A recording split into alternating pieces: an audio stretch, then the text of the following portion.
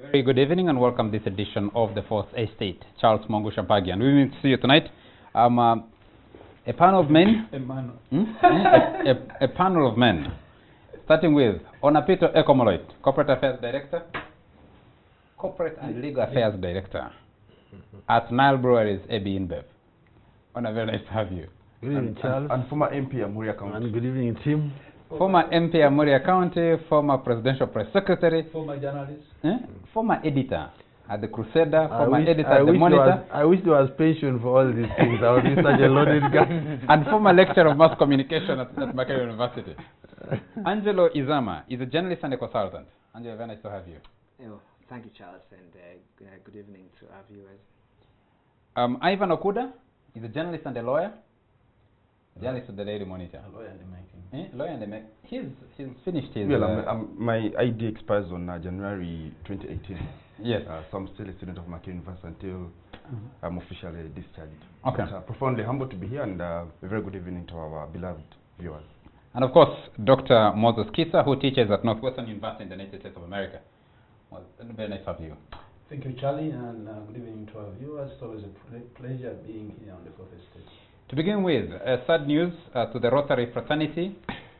The only second African to be nominated or to be elected to be president of Rotary International, which is the world's biggest largest charity organization, Rotarian Frobisha Awori, Sam Frobisha Awori, passes on in the United States. He had gone for surgery that he had planned for.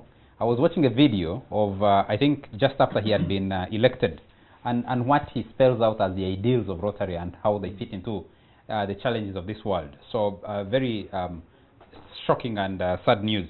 Of course, if you're talking about death, I think it's Kenya which is going to polls next month that has experienced quite unprecedented levels of its prominent elders falling off, like starting with Internal Affairs Cabinet Secretary Nkaisare, Bethel Kiplagat, whom we had, I chaired a session where he spoke at the State of the Nation discussion platform not very long ago. And then, of course, Nicholas Biwott. They say he's been buried in a very special coffin because he went with his secrets and he lived a very secretive life for the time he lived.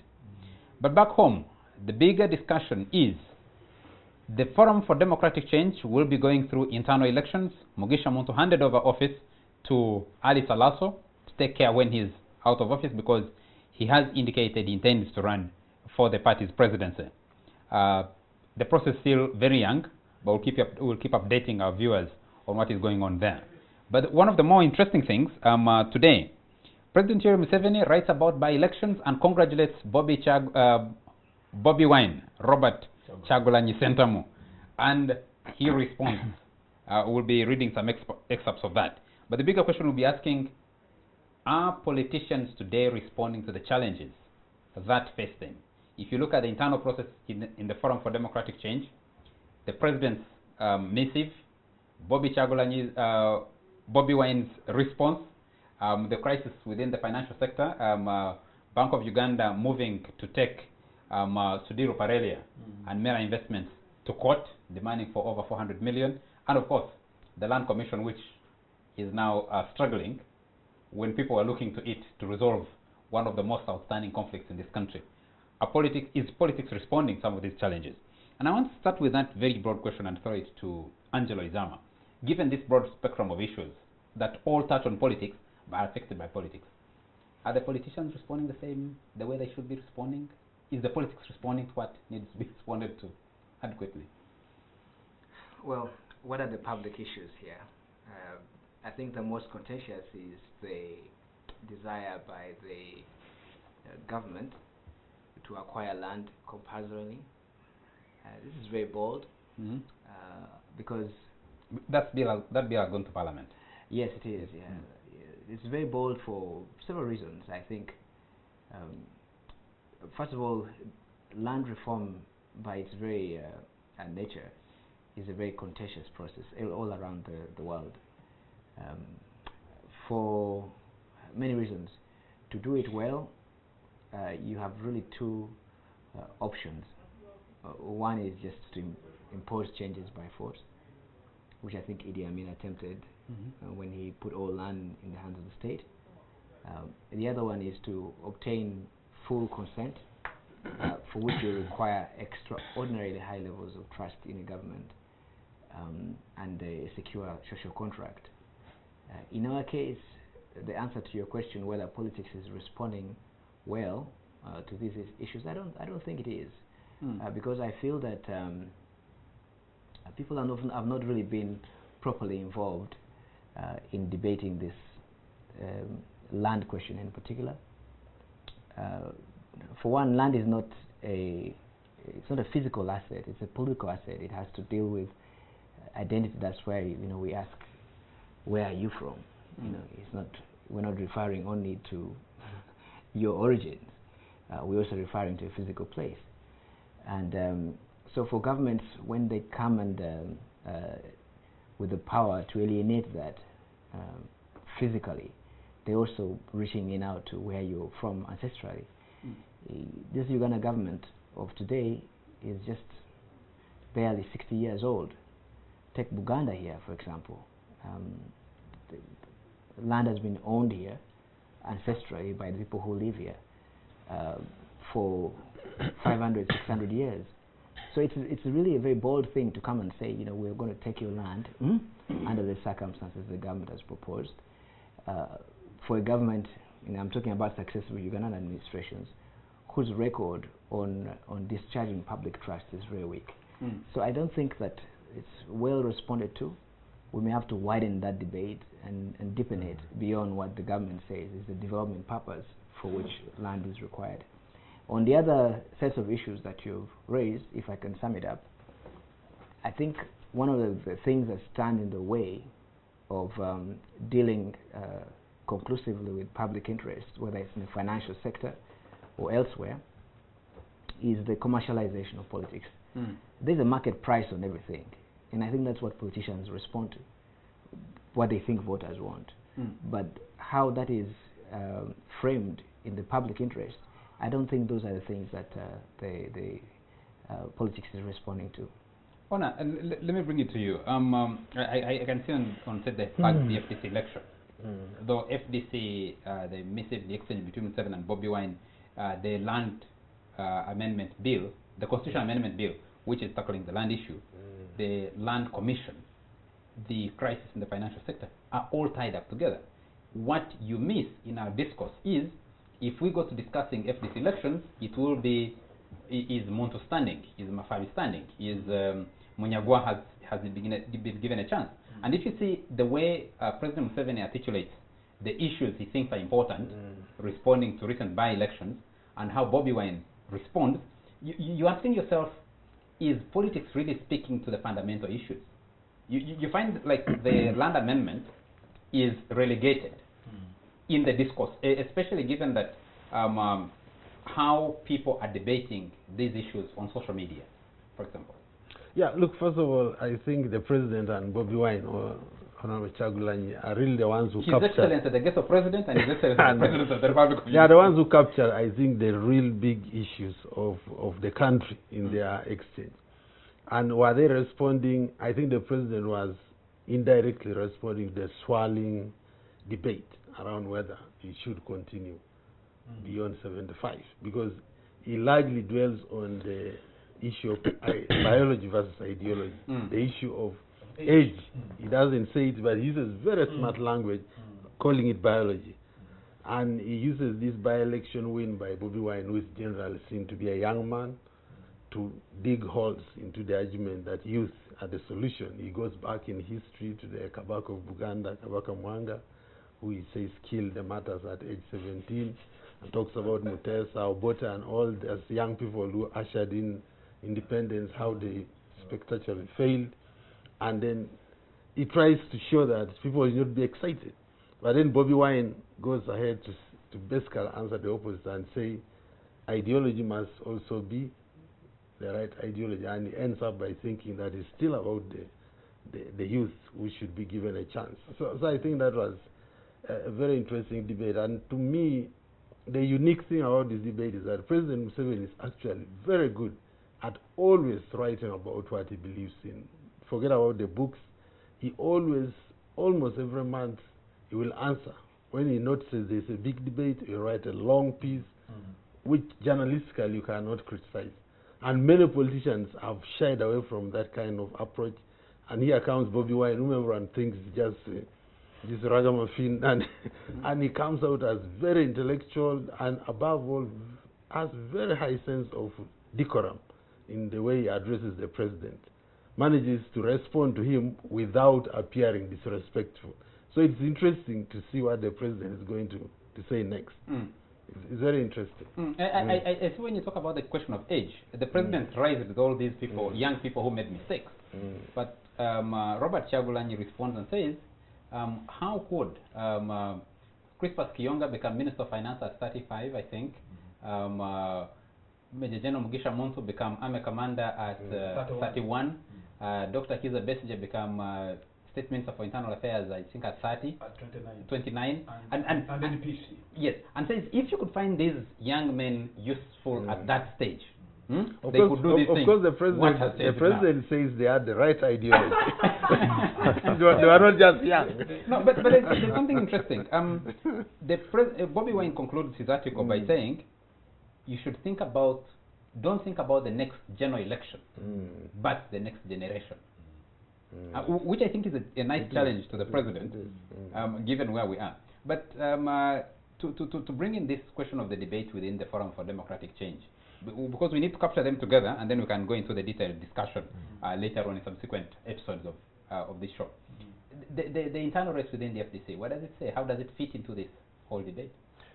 I'm not particularly worried about the challenge the FDC has with regard to electing the next party president, essentially because for all its faults and weaknesses, the FDC has demonstrated that it can play fairly above board and be able to put up a contest for the topmost position in the party and have a process that is able to take all the boxes of a democratic engagement. The last time they had the contest at pitch that had General Mugisha Muntu and Nandala Mafavi, they had a lot of differences, which differences they were able to fix.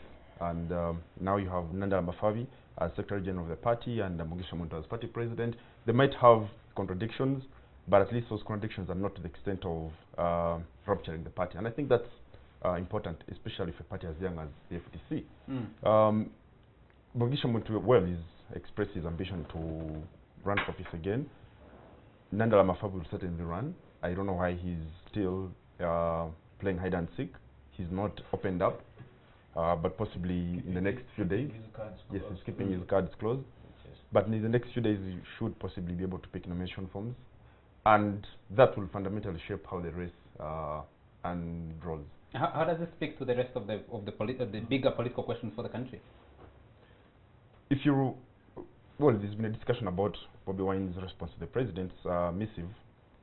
Dr. Kiza Besigye did pen an article that was published in the Sunday Monitor and circulated all over social media platforms. Very long article, very comprehensive. He speaks to the processes that are transpiring in the country, but more importantly, pays attention to the question of the age limit and what the citizens need to do to be able to engage with the NRM to situate that attempts to amend the constitution and remove the age limit are blocked. And I think that will largely shape how the opposition interacts with the NRM, and that will be essentially the fulcrum of debate and whatever political engagement there will be. I read sections from both the missive of the president and the response by Bobby Wine later. But Moses Kisa, you have a huge debate in Parliament over land. You have a huge, what should be a huge debate over the commission, which was established to probe into land and try to correct those issues. And you have the country discussing things outside. And yet, like Angelo said, land is so passionate to almost everybody. Well, I mean, in a sense, you can say that the president has a way of, grabbing the issues and taking them in the direction he wants. I think that in this case, you saw in his missive, he doesn't say anything about the land issue. He does say something about the age limit debate, but he deals with it in a very subtle manner. So in some ways, you can say that his piece is sort of diversionary in some ways. He has a good way of always coming up with these kinds of writings quite often. So no surprises there from the president. He does a good job in articulating what he has to say, never mind that he also puts across a lot of distortions. He does say some half-truths, combination of half-truths and some falsehoods, including the assertion that for the first time in 500 years, Uganda has peace. He's repeated that a few times. I mean, and then of course, as Bobby Wine responded. But why is the evidence the contrary? Of course, the evidence is there, unless if you don't know about the history of the place called Uganda. Yeah, because first of all, on a lot of violent tribal wars. So the president has a point. I don't think that's it's true that. Go ahead and make your point. Yeah. You see, the part of the rather destructive things that the NRM establishment has done in this country is actually to kill history writing. So the Department of History at Makerere has more or less collapsed because writing history and presenting an objective and professional record of the history of the nation is in some ways antithetical. Is a threat to the establishment here. So Napito thinks that Uganda has been here for 500 years, which is not true.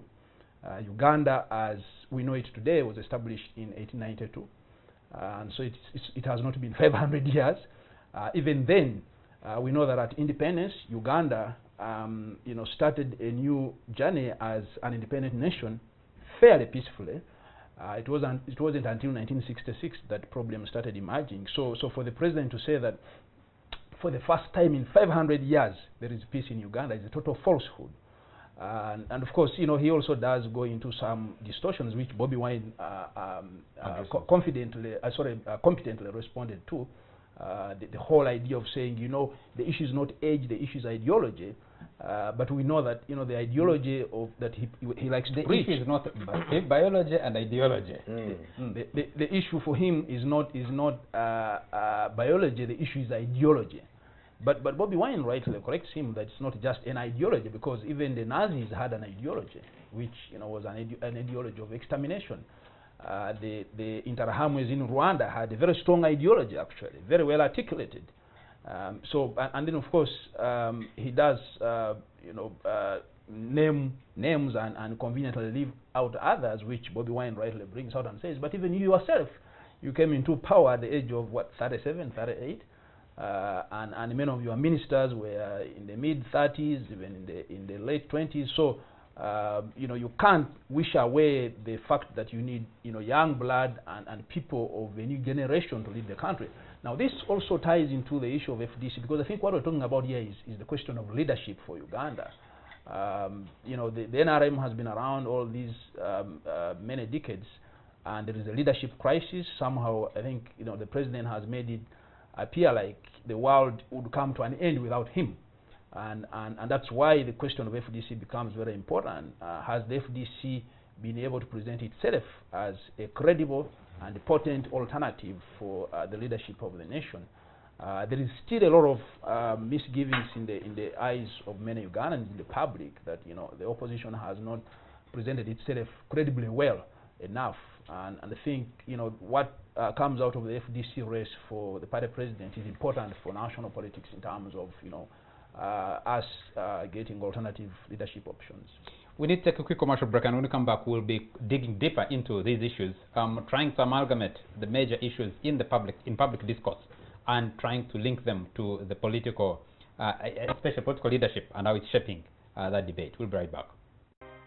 You're still watching The Fourth Estate, and Crispin Kaheri is watching us, and he says, Uganda's demographics today offer real opportunity for the young people, especially those in the age range 18 to 40.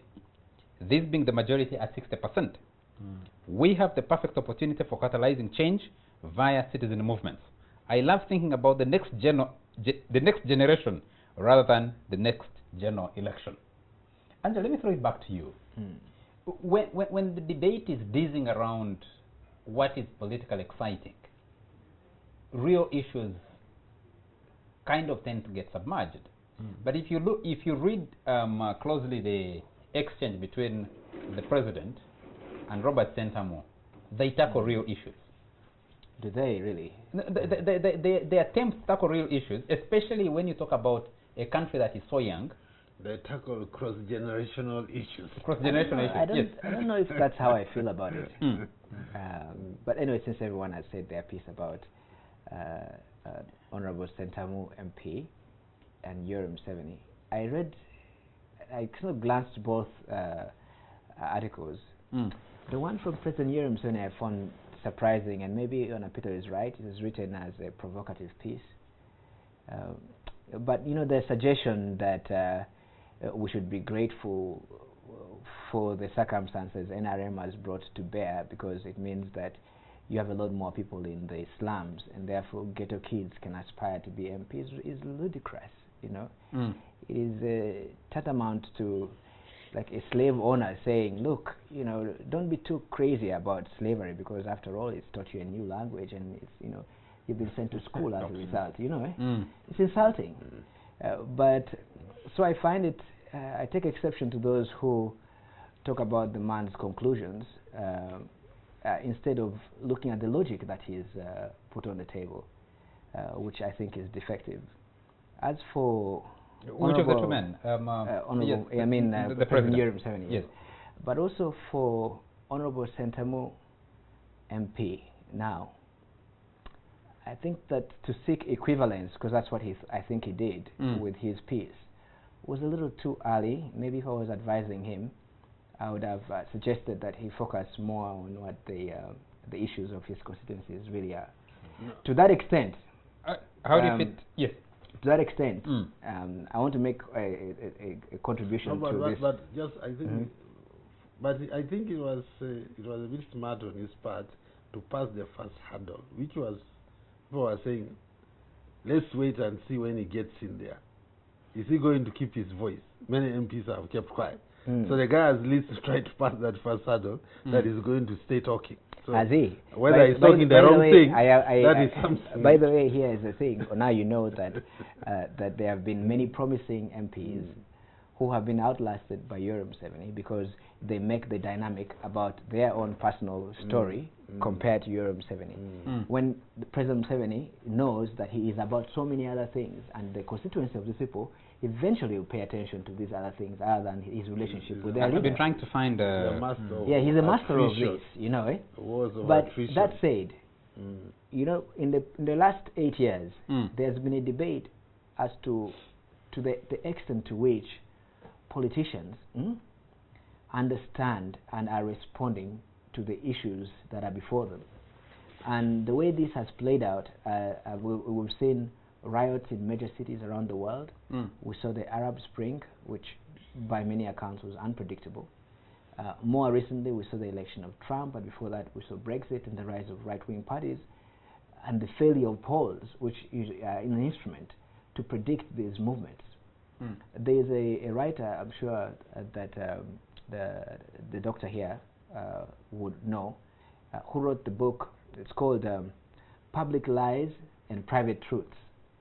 And his argument is that the populations reach a point where they practice something called preference falsification, where what you see as the normal debate is simply a trick that people engage in to disguise their real preference. And that when the moment presents itself, they tend to act their actual views and beliefs. And these moments are what is unpredictable. So when you see a major riot in a European city, the toppling of governments that have been comfortable for 40 or so years, it is that moment has arrived, and that moment is unpredictable because people disguise how they truly feel. I think that this is what's happening in Uganda, because on the streets where I am, all I hear about in the land debate is, oh, these guys are eating, but we shall deal with them. You know, and it's a very ethnicized debate. These are not things that I see that people are responding to. People are angry, and the economy is bad. Look at the way they have responded to... let me just pick up something from Sentamo's response to the President. He said, to begin with, he says, Mr. President, I have read your article dated 10th July 2017 on the recent by-elections. I thank you for congratulating me on my victory in the Chadondo East polls. For emphasis, it is not me who won, but rather the ideas which I presented to the electorate. It was especially a victory of the people determined to get involved in how they are governed. How true that is, I have my issues. I have my questions there. Well, I agree with some aspects of your article. I don't agree with many of the conclusions you draw.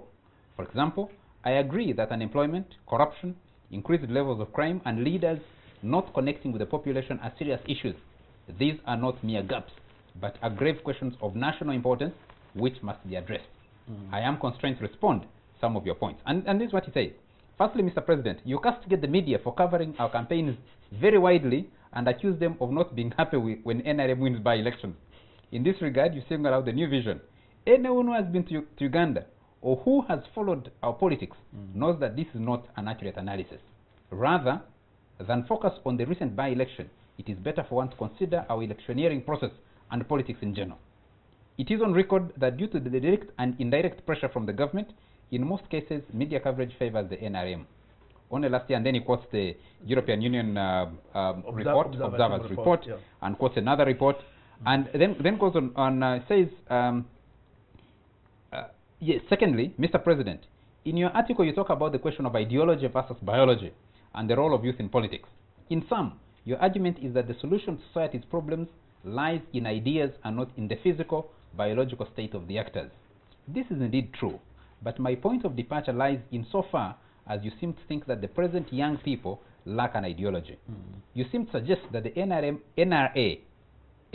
ideology is superior and forget that as society evolves, better ideas crop up and they should be given opportunity to flourish. Even then, the NRM hasn't fared very well with what you identify as the core principles of your ideology: patriotism, Pan-Africanism, socio-economic metamorphosis, and democracy. Many would agree that these are noble ideas, the problem being that the NRM prefers to constantly talk and think about them and not practice them. Had you fully implemented them, no doubt our society would be much better. Well, like I said, it's definitely, saying the right things. But in my view, like I said, it doesn't really respond to look, ordinary people don't interact with the political narrative that is exchanged here, right? But let me cede my time. To sum it up, the way they respond to these things, if you attempt to take away their land and extinguish their ancestry, they see that really as an unacceptable intrusion, especially where you don't have a good record of dealing with land matters. When people talk about land grabbers here, it's very, very real to ordinary people who are facing eviction that these land grabbers are all state-based elite. They are all there because of the peace the so-called NRM brought. Like Fono Pondo, who's the NRM spokesperson, put it the other day, he said the president has to address the fact that the generals who came with him who didn't have 1 centimeter of land and now own square miles. That's what people respond to. Are those the issues that politics is dealing with? I don't think so. And I don't think the articulation of these two gentlemen, the president of the country and the new MP, goes deep enough to those issues. Ivan, you take 3 issues. One, of course, I find the president's writings, which I consistently read, fairly insightful and helpful. With anecdotes of history and an attempt at philosophy and an exposition of ideology. But the contradictions are quite disturbing. One, put it mildly. Yes, put it mildly. When you say, like he does in his write-up, that because of the achievements of the NRM, you now have slum dwellers like Bobi Wine rising to 40 million to under the Did order of precedence. Yes, under the order of precedence, an MP is number 17. But you see, Mr. Museveni himself was a pauper. I did an interview with my senior colleague at the Monitor, Samuchivi, with a former, one of the earliest PGB soldiers who was a journalist that joined the NRA 1. It was published. and was narrating how in 1986, when the president had just come to power, they made their first visit with him to his home village, and there was no toilet. This man rose from a pauper to president because to be fair, there were possibly circumstances that allowed for a pauper like him, who was rejected in 1980 by his own people because he didn't have cows, to rise and go to Ntare School, which was one of the finest schools, to rise and have an opportunity to go to Dar es Salaam University. Today, the completion rate of UPE, I mean primary school education, is just 30%. Appalling. As with Andrew Mwenda on Wednesday, and we're looking at the completion rate, Tanzania and Kenya at about 65%. Much as talking about UPE, which is a good thing. How many of those kids actually complete? 30%. And then you have the whole north-south divide. Every single year, Taweza does release analysis on performance of districts and regions. The north and the east are completely cut out. You have districts in Karamoja, for example, that will not register a first grade. So what quality of education are you talking about? Can we say that a pauper, a child from a poor family, such as Mr. Museveni came from, can rise and go to King's College Budo, Soga College Mwiri, Namagunga, Gayaza, Maryhill, or the St. Mary's Chitendes and the Nalias of this world, and go to university, have a good education, and have a chance at life? Of course, in this, the circumstances and the failings of the NRM's socio-economic transformation, which is one of the 4 pillars of the NRM that he writes about, have essentially reduced us to a class society. You have good education for those that can afford, and then those that cannot afford are rendered to UPE with a completion rate of just 30%. The same is true with healthcare. They're not learning. Which is an improvement until about 2-3 years ago, the completion rate was at 25%. Yes. So then the same is true with healthcare. But they can book a place in a slum and potentially do what Bobby Wine did. That is logic. So our generation, our generation. Just let me finish. Our generation, our generation is doomed because you have a lie, you have a deception called UPE. It's a disaster. You have a society that is built on a pure class society. I mean, pure class lines, and that's very dangerous. And then you have the president lamenting about how specifically the New Vision, which mentions 3 times. So I don't know how. I want to defend this. I don't know how Mr. Robert Kamshenga and the good old men and women at the New Vision now are feeling after the president hitting at them thrice. But of course, that again shows you the president's attitude to the media. That he wants the media to. The media is only happy when the opposition wins. And the media is sad when the NRM wins. And why? Because the New Vision, to understand where it's coming from, gave the president, Bobby Wine's victory more than 6 pages. That photographs, which was impeccable, good journalism work by the editors. And you could see the editors genuinely, possibly some of them don't even disagree, don't even agree with Bobby Wine. They don't have But because of a journalistic call of duty and right editorial judgment, which the president possibly does not appreciate, Bobby Wine is given a lot of coverage and the president is rubbed the wrong way. Especially because he thinks the media only and strictly play to the NRM gallery, and if it does not, then like he has called the monitor, yes, you're either with us or against us, which is perfunctory and very. I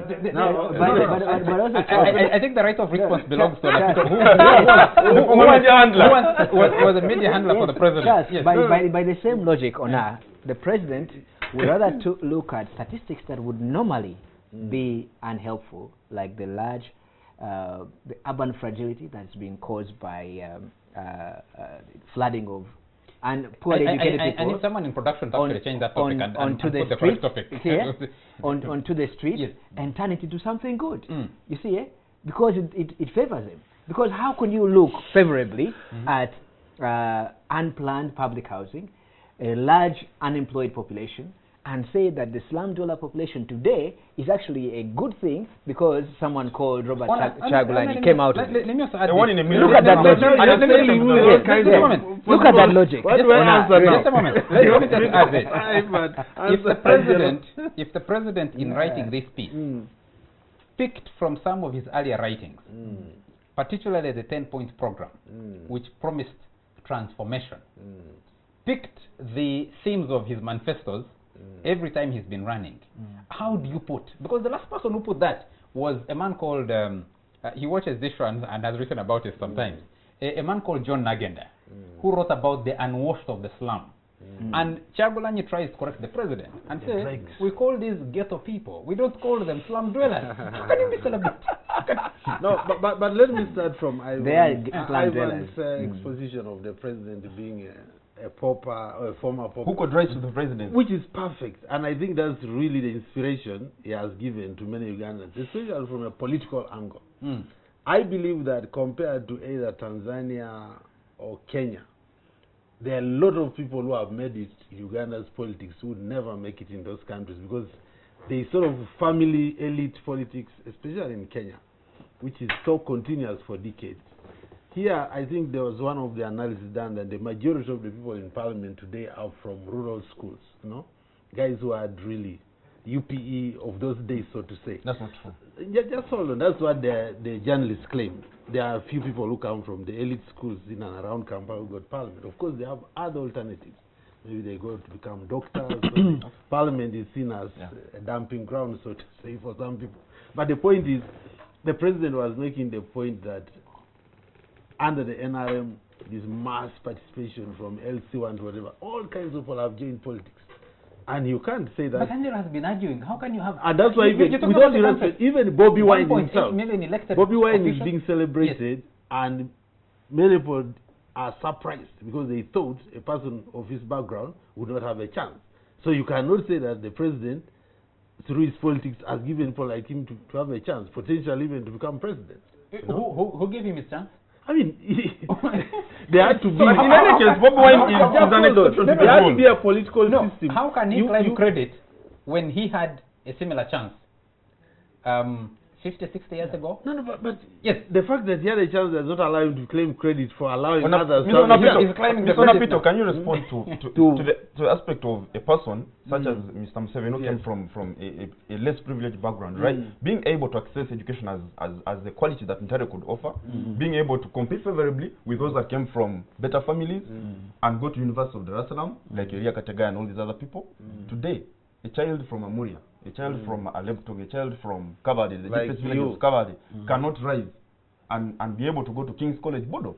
Look at the whole government sponsorship scheme. The kids that go to Makere University on government sponsorship are those that can actually afford to go for private sponsorship because society has given them opportunity to go to King's College, Bodo, Chitende, Naria, and all these good schools.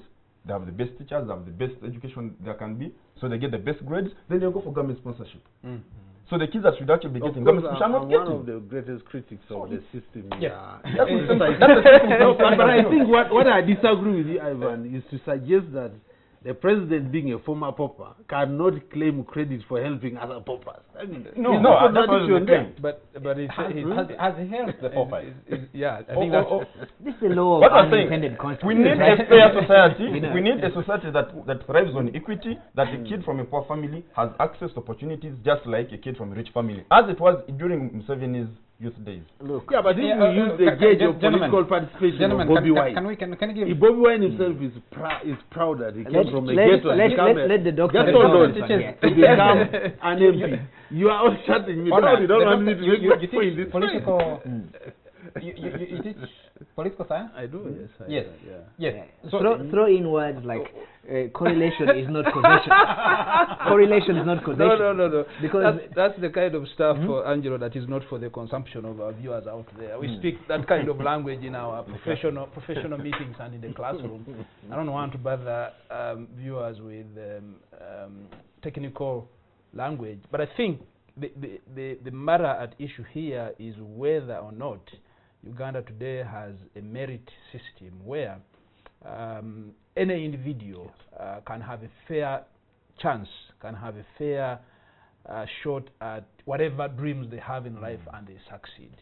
Now, Ivan is suggesting that system is not in place. We don't have a merit system. Onapito is saying the system is there and that Museveni should take credit for it. At political level, political participation. I want to be very clear. But if you're talking about political participation, I think that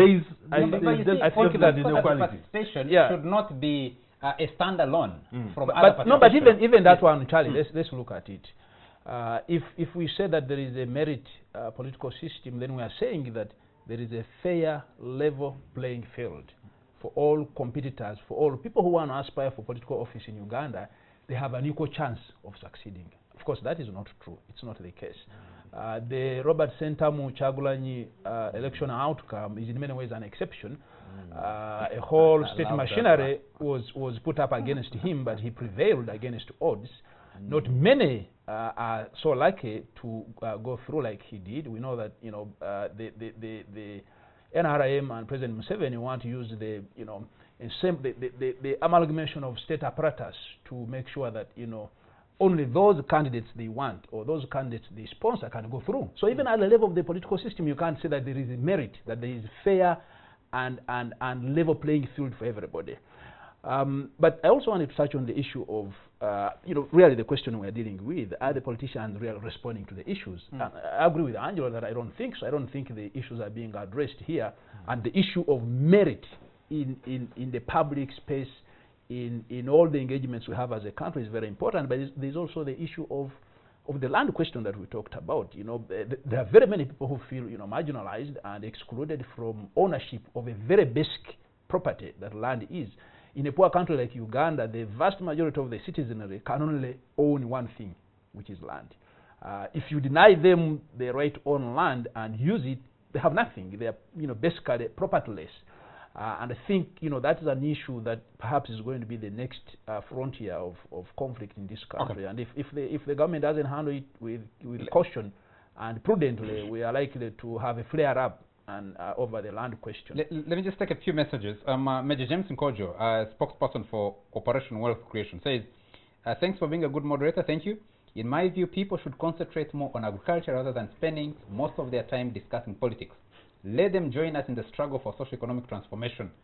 At OWC, doors are open. Well, Musa Ladu is watching us and he says, somebody needed to respond to the president's missive and Honorable Chagulanyi did so.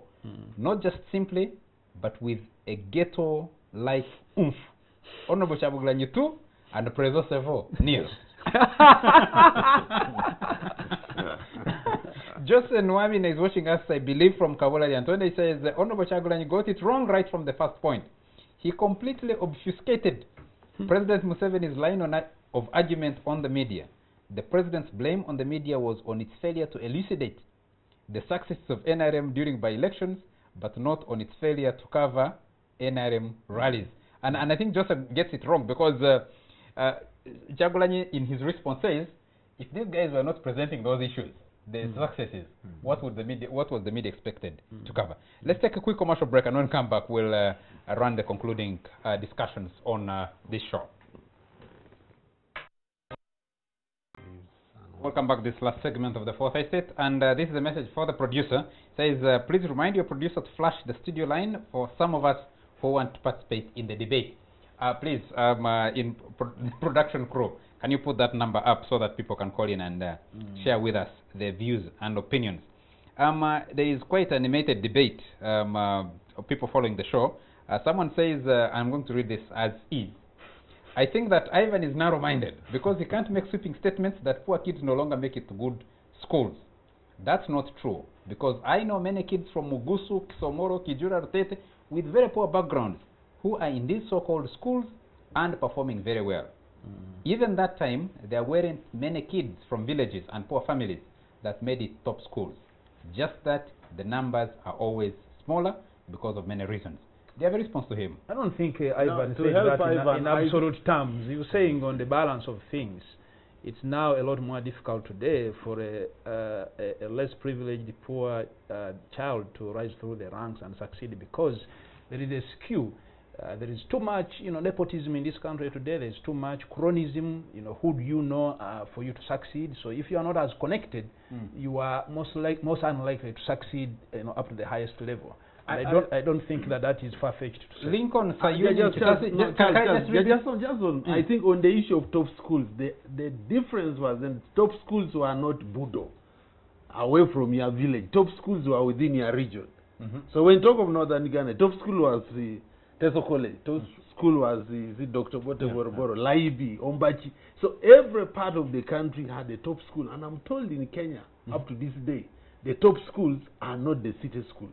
Okay. There are those Now, can't fair roll. enough. So when he argues why that does every parent who wants to give a chance to their child have to bus them to Kampala or Kiso? because the other top schools I've died. Because the I've system died. has collapsed. The system of What national collapsed that schools. system? Why is the president talking about that collapse? That is Why is not why is that collapse? He will tell you about but that is, to me, that is not a purely Sir. M7 issue. No. I mean, if you're talking about giving opportunity, I agree with issue. Ona here, but I want to demonstrate the point about the unequal access like this. About a year and a half ago, we met all the top editors in Uganda for a review of our industry. yes. And I told them, look, We have a lot of callers, so we need to let the caller deal with this question. Take the callers. Because here, on this panel here, is a fairly well-balanced out representation of Uganda's regions, right? However, if you look at the content of media today, you would think that Uganda is homogeneous. News reporters tend to look the same. They all have the same color of skin. If you just do a profiling. Same accent. The other day I took time to do something which I shouldn't do. I looked at everyone who was speaking with authority that had been interviewed on TV or written about in the newspaper, and I looked at their last names. I mean, I'm talking about decision makers in corporations, in government, and civil society, and so forth.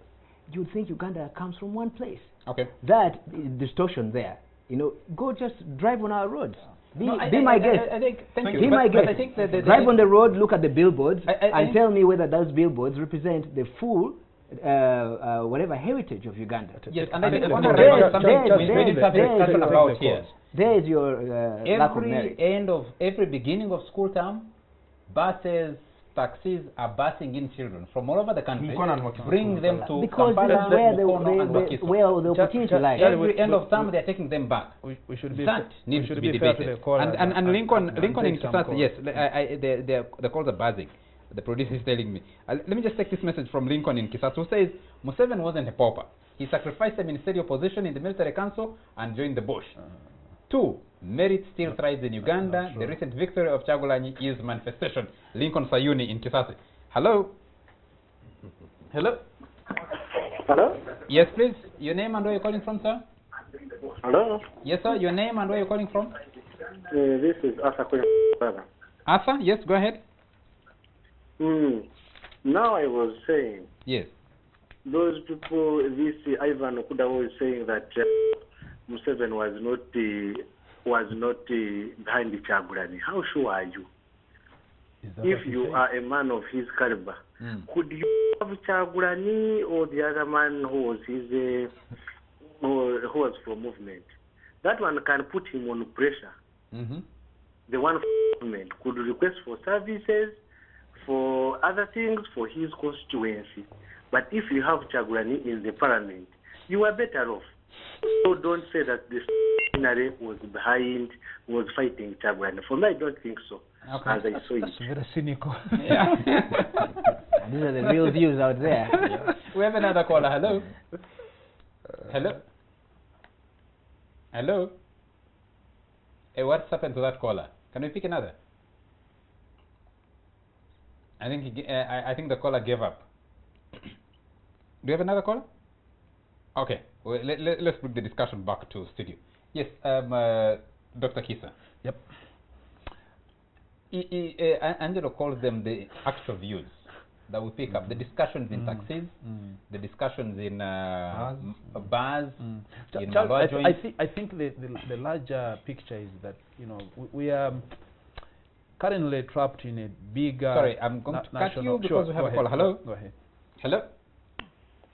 Hello? Yes, sir. Your name and where you're calling from?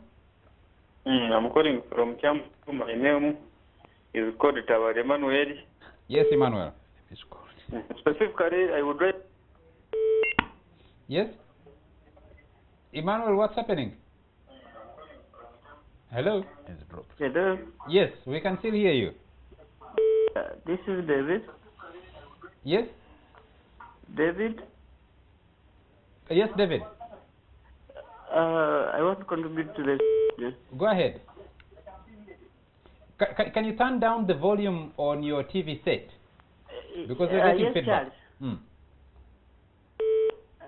I want the panelists to know, and the president, that NRM winning is no longer making news. That's why opposition, when you win, they get that publication in the media. So the president should put that in mind. Okay. And I think it is early, as Onapeto stated, that no, the panelist with the glasses, that Angelo. it is early for Bobi Wine to start claiming the way he is. Okay. His actions speaks the volume than his words. Okay. Appreciate. Thanks. Thank you very much, David. Do you have another caller? Hello? Hello? Hello?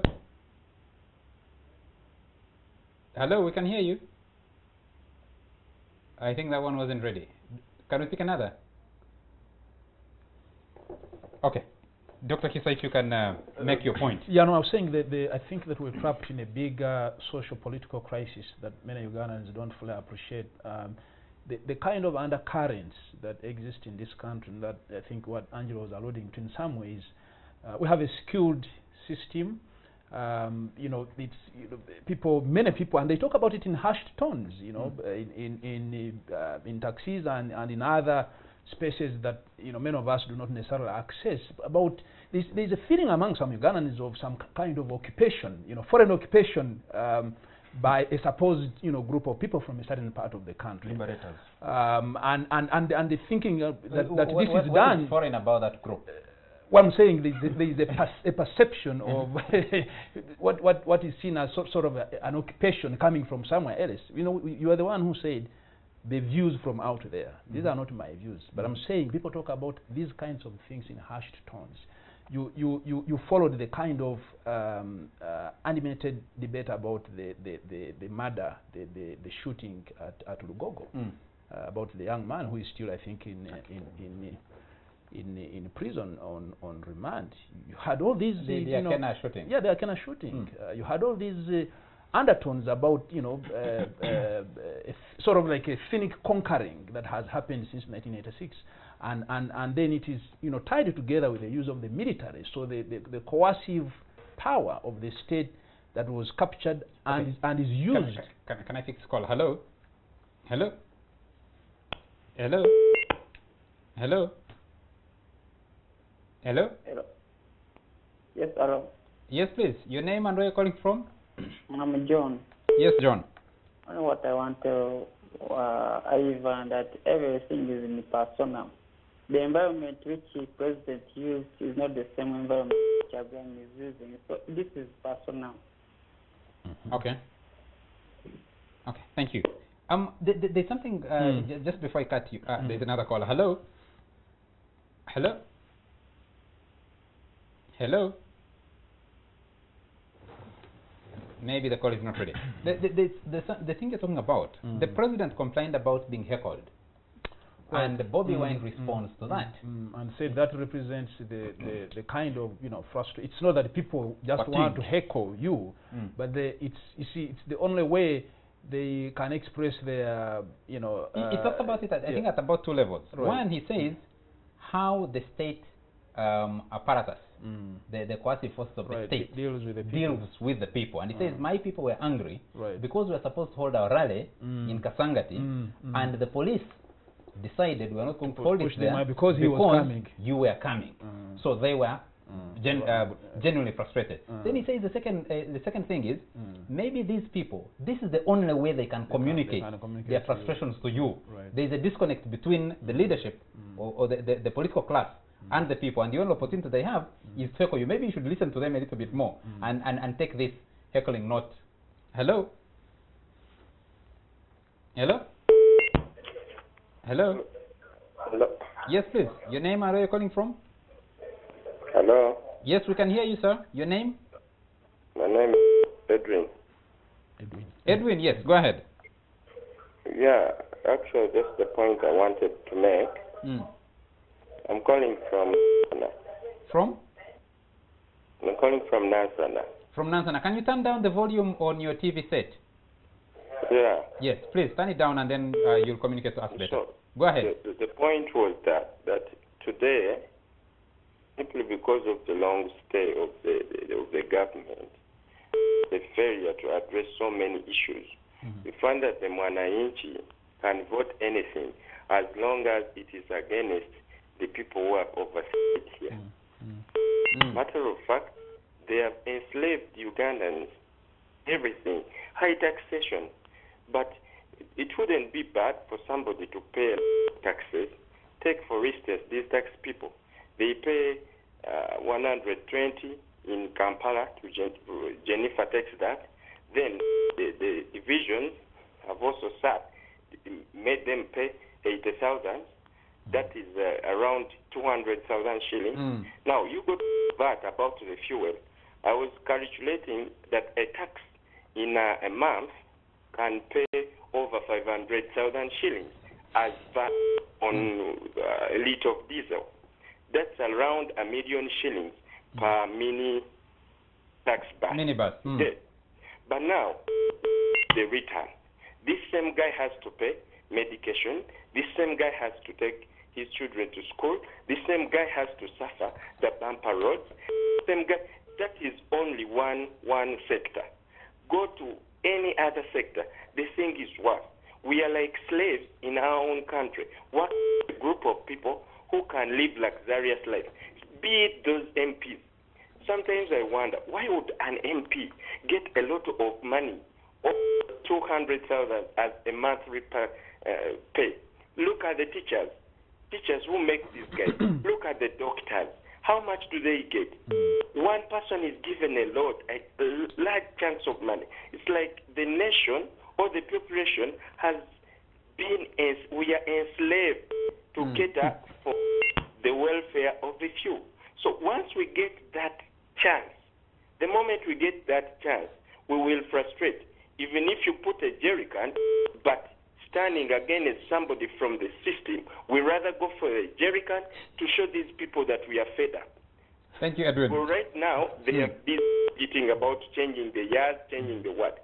Yes, President Museveni has contributed. We all appreciate. But we are saying, man, can you step down and we get maybe some other leader? As you know, as faces change, some things will change. And we have seen these things. Look at Kenya, look at Tanzania. You get my point. Look at those, okay. Because if I say look at America, they will say those are developed countries. But we have our neighbors around like Ghana, countries like Kenya, countries like Tanzania. They have changed. Not because those guys who are in power are dead or are old or are what, but for the sake of giving change such that we can get something better. Thank you, Edwin. Thank you. Thank you. Just a quick reaction to him. You know, I just came back recently from a research trip to Tanzania, and I had a chance to speak to a cross-section of people there, including the ordinary wananchi, like taxi drivers. So my taxi cab who drove me to my hotel and back to the airport, I engaged him quite a bit about President Magufuli. What do you think about him? And he was saying the guy is doing great things because he's shaking up the system.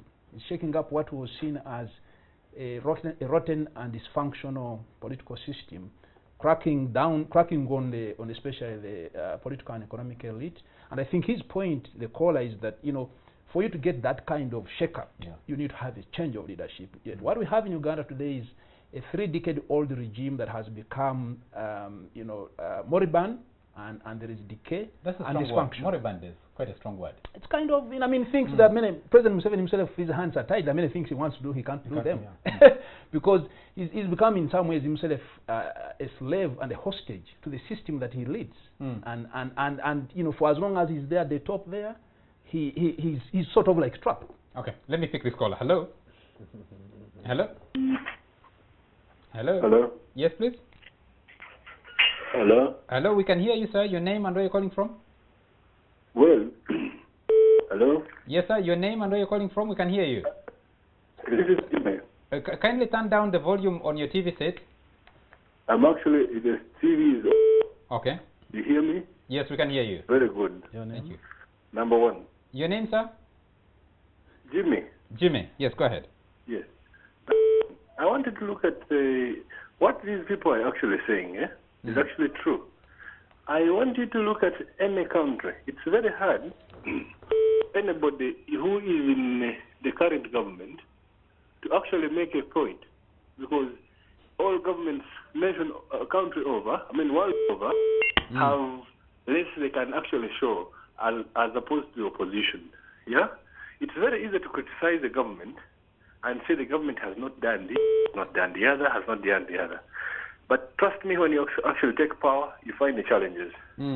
That is not actually to say that the current government is the best. I'm only to the opposition, such they actually know that there's an uphill task. Even when they can campaign and use all the negatives, all the inefficiencies that the government has not done and has not put in place, they must always realize that if they had the same chance, they would actually not be 100% perfect. That is number one. Number two, we must admit that we also need a change of guard, that we agree. But I would like people to be cognizant of the fact that we have other countries like South Sudan and other countries which have had Central African Republic, which have tried to they want a change of guard, and the change of guard comes the worst way. You get it? You hear me?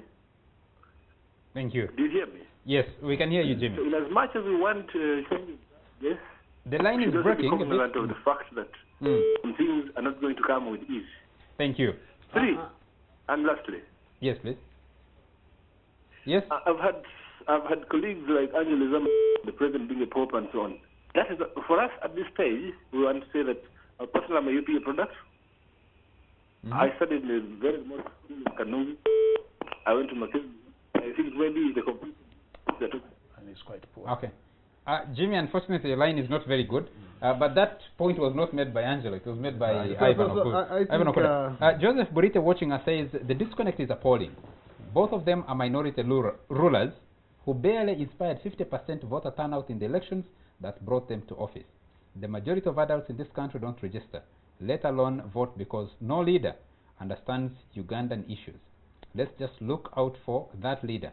Thanks for the show. Burite Joseph. Charles, I think I'll connect there's a general comment about the inequality in the country, perception of occupation. I think this perception is not new in Uganda's history. There has been cycles of perception of which people are in control, which is not true, unfortunately. For example, during, I guess, Obote II, there was a perception that Northerners were the ones who are controlling the country, but you know how much other parts of the country, there are political actors who are very powerful from all kinds of the country. So it's also important to try and understand that the ruling group sometimes create that perception amongst people that everyone in the other side is okay. Yet there are also people who are crying from, I'm sure in all parts of Uganda, there are people who are doing well, and there are many who are not doing well. So that must be clear. Okay. Just then on this last idea about change or no change, one question to ask is, Uganda has always had change of government, and Ugandans are not averse to challenging governments by gun, by what? Why has it taken, it's going to be 35 years, that Ugandans have failed to replicate that desire for change now at all costs? You know, I mean, so you must give credit to Yoweri Museveni that there's something he has been able to do that has created that less, if you want to call apathy, false comfort amongst Ugandans. Let me just apologize to our viewers who are trying to call us. The phone is buzzing, but we need to conclude we the show. Cannot disregard the rest of the population and say, why have they taken 35 years? Mr. Napito, the UPDF is proud. Just hold on. Okay. There has been no shortage of gun efforts to use a gun to suppress the UPDF is happy and proud. It's been a fact of our independence. The UPDF maybe have you thought about the fact that a lot of Ugandans bought into what President Museveni sold to them? A chance at organized change of leadership and an opportunity to end years of turmoil. Yeah, absolutely. So if you look at the first 10 years of President... And I think they are still buying. Yes. If you look at the first 10 years of President Yoweri Museveni, 1986 to 1996, there was a lot of goodwill. But even then, and even after that, subsequently, because it's been a change of story after story, but even with that, one of President Museveni's proudest moments, I mean proudest achievements, is to put down 23 rebellions. I was coming to that. Yeah. In the 30 years he's been in power. And So still that's and still counting. That's no mean feat. But let me take a message from Higenyi Kemba. Higenyi Kemba says you can't believe the debate raging on right now because of that letter by Kyagulanyi. I am monitoring over 10 WhatsApp groups right now, and Kyagulanyi is the man. He is the talk all over the place. Higenyi Kemba. And then he says Museveni did not forego any position in January 1981 because he lost elections flat. Specifically, he lost Sam Kutesa in Mbarara North. Higenyi Kemba. Gentlemen, we need to end this show. I promised our viewers that we'll have a word on. Just I'll take one last. Mr. Sudir. Amanzuru Leslie Williams says President Museveni is a professional diverter. He knows what meal to serve his clients and at what time to do so. He is a unique kitchen manager. Okay, okay, we're going to bring this discussion to an end. But gentlemen, one of the major remain expected on the economy. Let me just say, the economy and the collapse of Crane Bank are now the move by the central bank to prosecute Sudiru Parelia for the losses incurred at Crane Bank. Starting with you. Well, I think that the Bank of Uganda, which for a long time had established a reputation as a fairly efficient and credible institution in a sea of a lot of institutional dysfunction, now actually has quite a bit of egg on its face. They can't run away from the fact that many things went wayward and terribly wrong in Crane Bank and under their watch. See, what is now becoming very apparent is that there was a lot of fraud going on in Crane Bank. Many of us, I mean, sometimes, of course, talking after the fact, you sound a little bit outrageous, but there was something artificial about Crane Bank which somebody could see. Turns out that there was a lot of inside trading, and Mr. Sudir was doing deals between himself that were instead passed across as deals of the bank and that kind of stuff. Now we understand that there had been some negotiations for him to be let off the hook, but you see that is untenable. You can't have a criminal case negotiated outside of court. No, this is a case. The one that has been filed in court. No, but you see the fraud that is supposed to have happened in Crane Bank is a criminal matter that cannot be sorted through we negotiation. haven't graduated to that level yet. What we have at the moment is a civil case filed by Crane Bank. Filed by the Bank of Uganda. Before the fighting, there is word on the grapevine that some negotiations had been undertaken aimed at having Sudir let off the hook of criminal charges. Okay. Criminal charges. Ivan, there are two things, and part of this question will go to Angelo. One is that you don't have, unlike previous bank closures, you don't have a lineup of people crying that they have lost their money.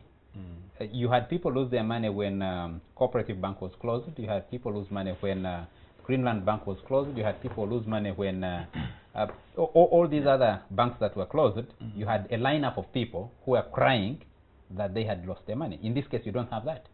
So that changed the discussion. Possibly then we should commend the regulator, in this case Bank of Uganda, for being able to manage that. But broadly speaking, out of journalistic curiosity and instinct, the question that I've been trying to find answers to is why now? And this week I managed to meet someone and have an in-depth discussion with him, and this person has been involved in meetings over the last 1 or 2 years on matters, Crane Bank, Bank of Uganda, and this whole saga. And basically, to try and ask a question, why now? Because like Dr. Kisa rightly points out, it appears for the last 14 years there's been issues that should have been raised by Bank of Uganda, which is paid money by taxpayers to ensure that it performs its regulatory duties with regard to the Financial Institutions Act and other aspects of regulation of the banking sector, does a good job. On that point, then, Bank of Uganda certainly let us down. It let down those that have trust in that institution to carry out its duty diligently and with prudence. But also that does not diminish responsibility on the part of Crane Bank management, specifically Mr. Sudir, to run the bank with as much emphasis and attention to the spirit and law and letter of the law with regard to running of a financial institution decently. But if you're talking about that last 14 years, Crane Bank has been was winning awards, international awards. Crane Bank was audited by internationally reputable audit firms, all of which gave them a clean bill of health. Crane Bank was being regulated by the supervision department of the central bank, which never raised any flag. Just in a minute, the politics now, which partly is an attempt at answering the question, why now? My source tells me possibly the president just reached that moment when, when Hillary Clinton was campaigning. She said, Donald Trump is too reckless, you can't trust him with the nuclear codes. Because the president, given the way power is personalized in this country, has the nuclear codes. And like Donald Trump, he's possibly unleashed the mother of all bombs on Sudan, and possibly reached that point when, for whatever reason, it's very difficult to tell the real reasons, possible to clip the man's wings, because, Charles, for all weaknesses you can point about the NRM regime and Mr. Museveni's administration, the one thing that you cannot take away from them is the ability of the intelligence machinery to feed the president with both refined and crude intelligence. There is no way Sudir could have been doing all the things. Whether Bank of Uganda officials were conniving with him and also with the audit firms, some of the best in the world, whether there was connivance at that level, that information certainly could not have escaped for the last 14 years. Intelligence and the president certainly must have received it. So the question then is, why now? Why now? Angelo, two questions to you. One is, people question, and I'm told this has come up in the conversations the president has been involved in over the Crane Bank matter. One, the president, I am told, has said, in spite of all Sudiri's infractions or the infractions. Thank you for that, for that word, infractions. There must be something he was doing right, because if you look at the building of the bank, from a guy, Ivan was talking about paupers, walking in here from the United Kingdom, where I had been a taxi driver, and then building an institution like the bank, but also building this sweat of big business empire, in real estate and elsewhere. There must be something he was doing right. Number two is that Crane Bank is a Ugandan-owned bank and has invested these monies. The 48 titles that the central bank is looking for are structures that have been built here. The other banks are renting space. They're operating without, they don't have a physical presence. I mean a permanent physical presence. They could walk away. So the question is Sudir being pursued because maybe the nature of his business is that he's local, so his investments are here, he's easier to touch than someone else whose presence is more or less virtual. Yes. In other words, did that Sudir constitute some kind of political threat? Maybe. I don't know. Maybe that could be one. That's a fair question. I've been following the Crane Bank issue for a while now. In the kind of political risk consulting that I do, it came up around May last year. Whispers in the corridors, and I did look at it in June last year. It was clear to me that Mr. Rupereya and the bank had lost the confidence at the highest level, and it was only a matter of time for the central bank to intervene. In fact, I had one or two clients. I told them, liquidate your holdings and move. As early as June, July last year. It had been the talk around town that some kind of action was imminent. But this was also puzzling because, for the reasons you say, he's a banker of the NRM. That's why his bullion vans were packed, at the delegates conference, And by the way, we forget that. Yeah, you remember the president actually reached out to him when there was a shortage of cash to distribute.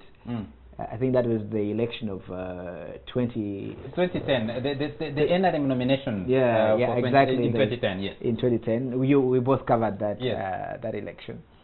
But also, when you say a bank is indigenous, a lot of the NRM commercial elite were creditors of Crane Bank. I think that there are some red lines that could have been crossed here, including that during the last election, that people who were part of that Crane Bank family hedged their bets. You know, they did contribute generously to the president's campaign, as they usually do, but they also made some minor contributions to other political actors. Whichever businessman in this town does. Which they hedged. But in a world, in real politics, let me step aside and speak about it as I would if you are my client. So the political exposure of Crane Bank is high in this way. You're going through a political transition where for the president to sail through comfortably with whatever he intends to do as power gradually shifts, he needs to control all the levers of influence. If you talk about the Catholic Bank, for example, which I understand is the only real indigenous bank, the president can intercede with the bishops, you see, who are owners of Centenary. In any case, he goes to their events, you know, he gets them cars. Their constituents, or if you like, people who worshippers, are also his voters. There is a certain extent to which the Centenary will never be the kind of political threat. Cause the threat, yes, policy.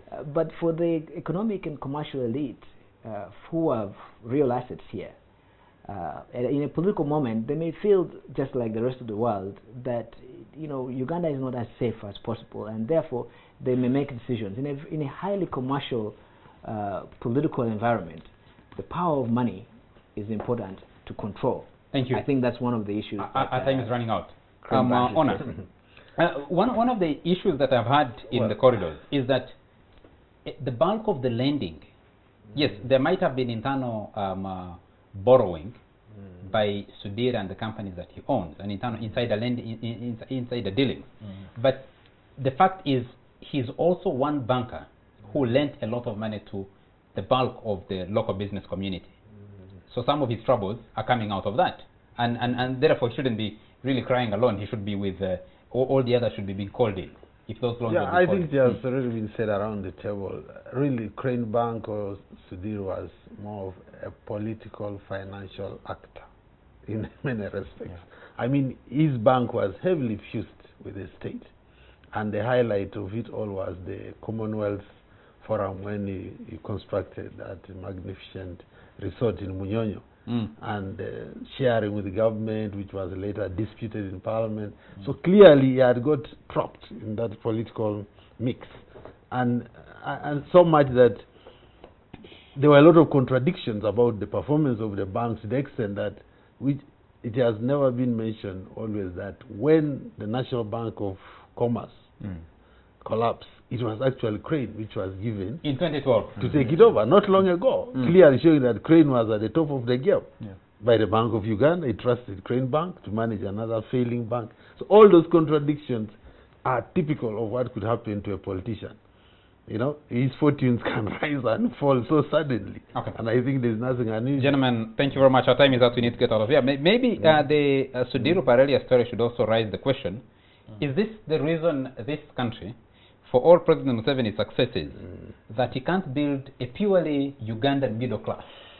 Because construction companies have collapsed, manufacturing groups have collapsed. There is a Ugandan middle class. Which one? But it doesn't exist in contradiction with the state. No, a Ugandan middle class that is a consumer middle class is not a middle class.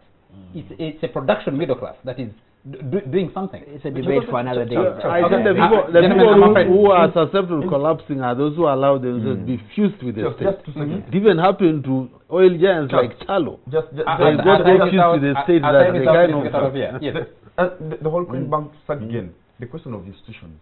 The institutions in Uganda, even those as big as Bank of Uganda, have the capacity to run and do their job as decently as they can without consequences. Autonomous. Because, for example, NSSF, was owed 50 billion shillings. Well, 17 billion, but then the penalties balance, and yeah, yes, penalties and interest. The senior manager from NSF was telling me this week they could not move on to the essential because it was untouchable. So you have a country of untouchables. You have generals in this town who at one point were law unto themselves, over and above the law. So it brings back the question of institutions, the question of rule of law. So you have all those issues. Gentlemen, thank you very much. I don't think it's being treated unfairly, rather fairly, by the way. But that is something that we can. We'll have a whole other debate about that at another occasion. But thank you very much, gentlemen, for making time for the show. Thank you very much. Apologies to our viewers because I can still hear the phone buzzing. We're only able to take so many calls. Please, there's someone who's still on the line. Sorry, we got to end the show. Thank you very much to you, all our viewers, for joining us, for supporting us on this show, and especially those of you who give us feedback. And thank you very much to our production crew that keeps us late to deliver this show to you. From me, it's a good night.